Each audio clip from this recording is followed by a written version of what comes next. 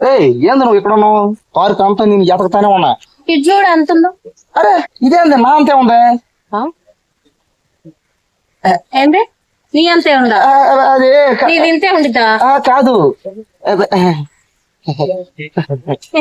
ఏంది నేను చెప్పేది అంటే నేను ఎప్పుడు బయటికి రమ్మన్నా కూడా నువ్వు రాని దిందికినా?